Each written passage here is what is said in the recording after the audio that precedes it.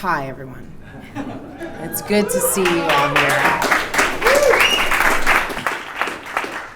So it's been around for a while, this idea that the message, the narrative, is predetermined. And I think more so now than ever before. Back when I did Bob Roberts, I believe there were maybe 50 people that owned everything, and owned the message of the delivery system for the narrative, and now there's 6. And so I think it's gotten more honed, and it's gotten more specific and more nefarious in a way. I think the great thing, though, is that we have this new pesky technology that is evening the playing field somewhat, and that people are getting their information from another source other than mainstream media, and that is through the internet. And there's great hope in this as a way that we can get towards a more egalitarian or democratic system of delivering the narrative. I have seen so many people defying the narrative, not only by spreading information on the internet, but by showing up at polling stations and voting against the narrative for the last 4 months. I believe the first time I called attention to it was in Wisconsin, when I was criticizing the mainstream media for calling the election after South Carolina. Essentially after South Carolina, they said, well, it's over. And that was four states that had voted at this point. There's 46 other states that have a say here. And for them to just be writing off Bernie so boldly and brazenly, it was so offensive to me that they would try to deny the idea that there was this movement going on, and they're still doing it today. So wouldn't that be a good thing to tell people, that there's all these thousands of people coming out to support a candidate that supports a peaceful message about sharing information and getting out there and working for your community? Isn't that a good narrative to be putting out there? Yeah. But instead, all we've been getting the last 3 months is this negative, racist narrative of Donald Trump. And non-stop coverage of this. And you really have to ask yourself the question, why? Why are we receiving this narrative so strongly? What is the end goal here? Voter suppression and news suppression have to go together, because you've got to keep it quiet, right? And by the way, one thing about the term voter suppression, when someone hijacks your car, it's not car suppression. Someone hijacks your vote. Okay, you can use the term suppression. I call it thievery. This is the new thing. Double voters, people voting. According to Donald Trump, there are people voting many, many times. Multiple voters. You go to jail for 5 years. Have you arrested anyone, Donald? Have your minions arrested anyone? No. But the Secretary of State of Kansas, the Catherine Harris of 2016, a guy named Chris Kolar, he's created a list of suspected double voters in 29 states, almost all of them, interestingly, GOP-controlled election systems. 29 states. And what they've done is that they've found people by matching the voting records who voted twice.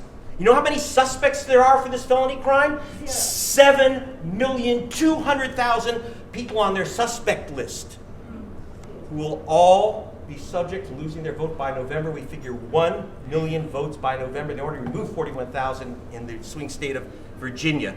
Who? They wouldn't give me the list because they're criminals. And you can't get the list of criminal suspects in the middle of an FBI investigation. But I got him in. Little birdie gave it. So wait, and I'll show you some of this. I have like about 3 million names, including, here's a good one for you.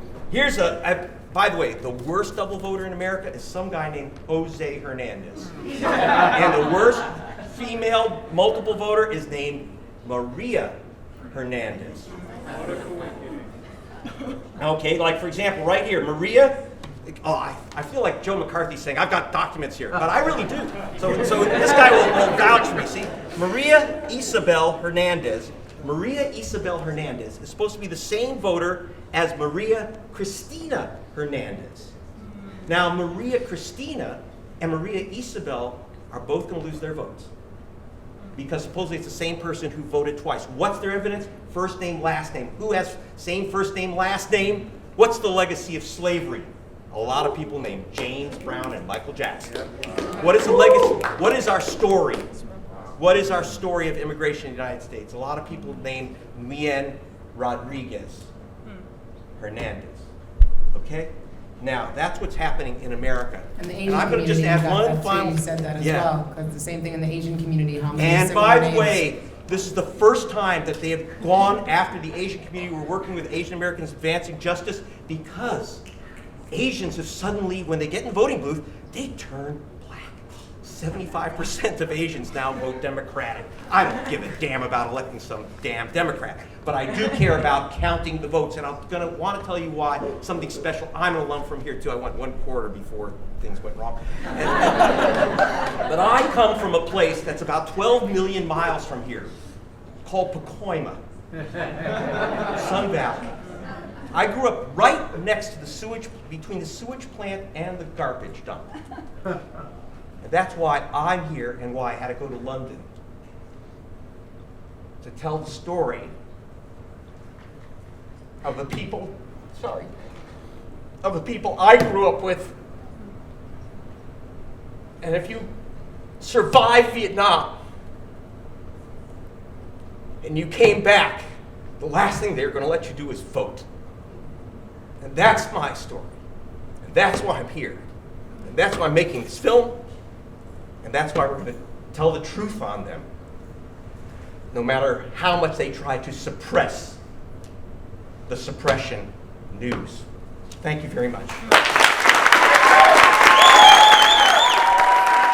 Dear Greg, you are a dynamo, and I've seen you out there doing your thing, and Tim's getting flack for it, but it's like there is serious election fraud happening.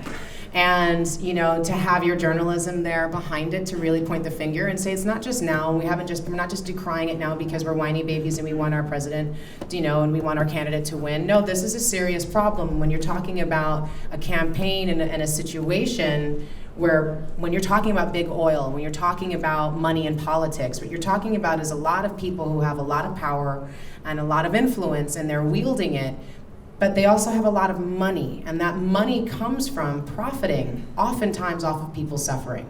From the private prison complex to environmental injustices to deportation centers and detention centers to, it's just to think that they would draw the line and stop at the point of messing with an election is just naive.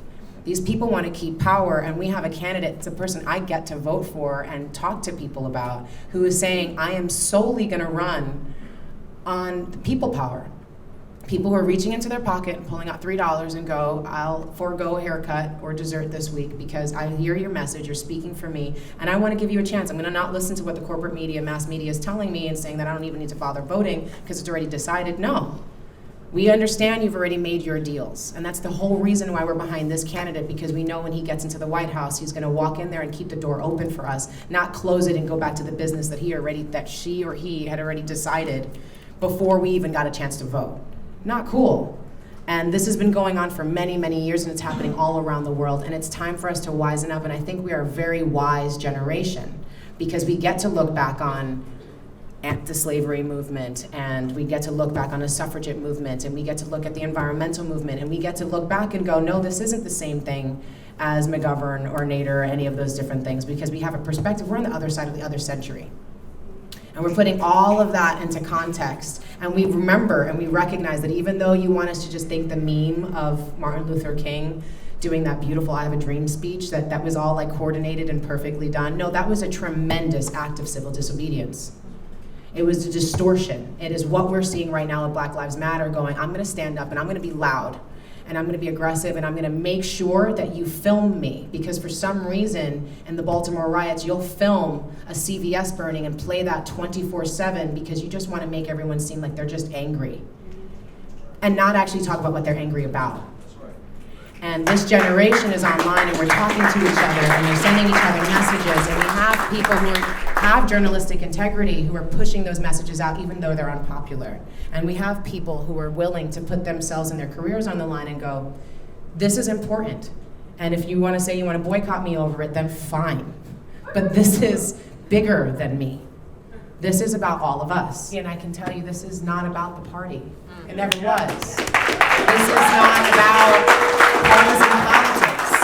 This is about the 99% versus the 1%. This is what I said in the very first speech I ever did before I even met Bernie. I get what this is and the magnitude of what this is, and the revolution is coming. Whether the death knell of these parties and political processes and the status quo maybe gets themselves one more election, believe me, it is the death knell. And the reason why is because we are on the other side of a century. And this century has visions of connectivity. This is a century that's not talking about tolerance, it's about acceptance. This is a generation that is going, you know what, we want to go into virtual reality and be able to meet and be with each other even more, so I can be on that reservation. I can be at that refugee camp and really feel and understand each other. This is about that connection. And that's not going to go away no matter what happens in this election. It's gonna be fever pitch for him if it's there holding his feet to the fire, and whoever else it is, we're in there. Black Lives Matter's already said bye, Anita. Right? Everyone's already, they're looking, we're talking, we're connecting, we are going, yes, net neutrality is gonna be an issue after this election because people are not happy that we're still talking to each other and still organizing. This is what the fight must go on, no matter what. That is the answer. All right.